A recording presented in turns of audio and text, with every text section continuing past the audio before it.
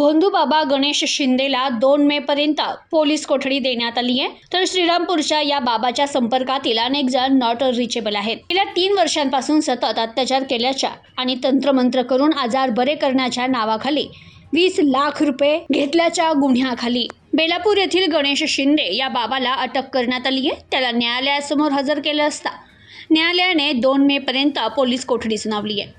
तर येथील प्रथम वर्ग न्यायदंडाधिकारी जाधव यांच्या न्यायालयासमोर गणेश शिंदे या बाबाला उभं केलं। संबंधित बाब संवेदनशील असून यात गुंगीच्या औषधांचा वापर केला असल्याने या प्रकरणाची सखोल चौकशी करण्यासाठी बाबाला पोलीस कोठडी देण्यात यावी अशी मागणी सरकारी पक्षातर्फे करण्यात आली।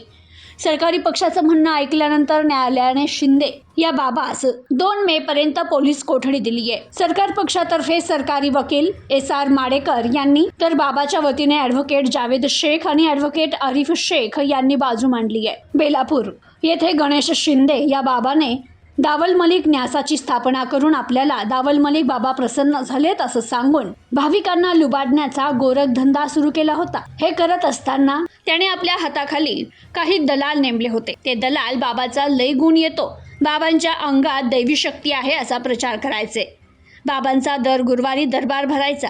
त्या दरबारात अनेक राजकीय, अराजकीय, नोकरदार आणि सामाजिक कार्यकर्ते यांचा भरणा असायचा। बाबांच्या संपर्कातील अनेक जण आता नॉट रिचेबल झाले आहेत। गणेश शिंदे या बाबावर गुन्हा दाखल झाल्यानंतर त्याच्या संपर्कात असणारे सर्वजण नॉट रिचेबल असून या बाबाच्या संपर्कात असणारे अनेक जण पोलीस चौकशीत समोर येणार असून श्रीरामपूरसह परिसरातील अनेकांचे धाबे दणाणलेत। Bureau report, news today 24, Shrirampur, Ahilyanagar.